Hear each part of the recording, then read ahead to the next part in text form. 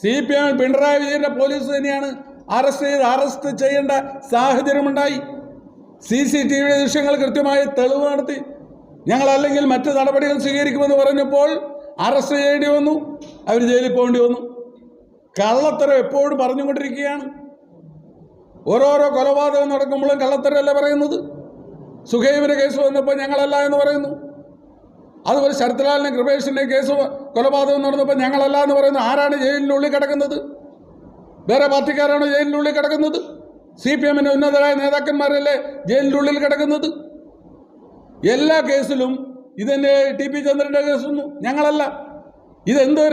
എന്ത് നാണക്കേട്! ഇത് പറയാൻ ഒരു സ്റ്റേറ്റ് ലീഡർഷിപ്പ് ഉൾപ്പെടെയുള്ളവരാണ് ഇത് പറയുന്നതെന്ന് കേൾക്കുമ്പോൾ അവർക്കൊരു സത്യത്തിൽ അവരോട് പുച്ഛം തോന്നുകയാണ്. ഇതൊക്കെ ചെയ്തിട്ട് ഞങ്ങളല്ല എന്ന് പറയുന്നതിന് ഒരു മടിയുമില്ലാതെയാണ് പറയുന്നത്. ഇന്നലെ അവിടെ CPMന്റെ നേതാക്കന്മാരാണ് അവിടെയുള്ളത്. അവരുടെ സാന്നിധ്യത്തിൽ തന്നെയാണ് ചെയ്യുന്നത്.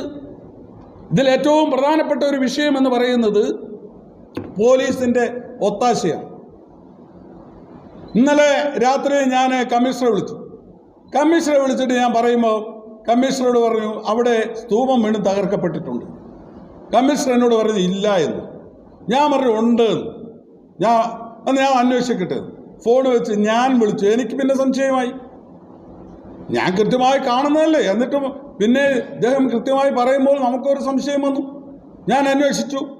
ഞാൻ അവിടെയുള്ള ബ്ലോക്ക് പ്രസിഡന്റും അതുപോലെ ബന്ധപ്പെട്ടിട്ട് അത് നേരിട്ട് കണ്ടവരെ ഫോട്ടോ എടുത്ത് അയക്കാൻ പറഞ്ഞു.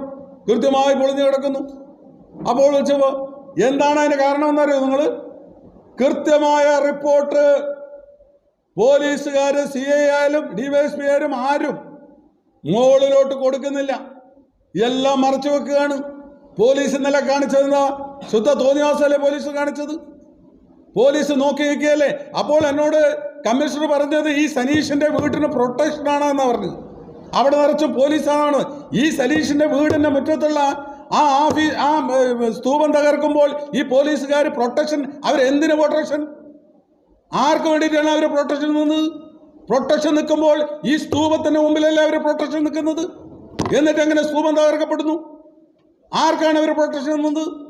അതിൽ നിന്ന് തന്നെ വ്യക്തമല്ലേ ഇത് നടത്തിയിരിക്കുന്നത് പോലീസിന്റെ ഒത്താശയോടു കൂടിയാണ് ഈ ആക്രമണം നടത്തിയിരിക്കുന്നത്. വളരെ വ്യക്തമായി അവിടെ മനസ്സിലാകുകയല്ലേ? പോലീസാണ് ഈ ആക്രമണത്തിന് നേതൃത്വം കൊടുത്തത് എന്നുള്ളത് അവിടെ വ്യക്തമാകുകയാണ്. നിങ്ങൾ തന്നെ ചിന്തിച്ചു നോക്കൂ. പോലീസിന്റെ പ്രൊട്ടക്ഷൻ സലീഷിന്റെ വീട്ടിലുണ്ട് എന്ന് പറയുമ്പോൾ ഈ സലീഷിന്റെ വീടിന്റെ മുമ്പിലുള്ള സ്തൂപം എങ്ങനെ തകർക്കപ്പെടുന്നു?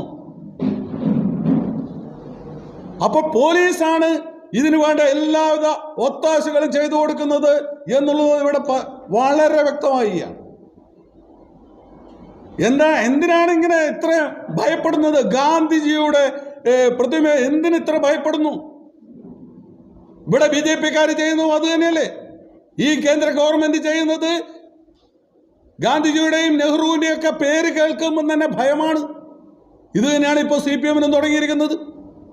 കഴിഞ്ഞ തവണ തിരുവനന്തപുരത്ത് ഏതോ കൊലപാതകം, ക്രിമിനലുകൾ തമ്മിൽ നടന്ന കൊലപാതക പ്രതിമ അടിച്ചു തകർത്തു. എന്നിട്ട് ഒരു ഉളുപ്പുമില്ലാതെ ആഗസ്റ്റ് 15 വരുമ്പോഴും മറ്റ് ദിനങ്ങൾ വരുമ്പോഴും അവരെന്താണ് ചെയ്യുന്നത്? അവർ ചെയ്യുന്നത് ഗാന്ധി സ്മൃതി സന്ദേശയാത്ര.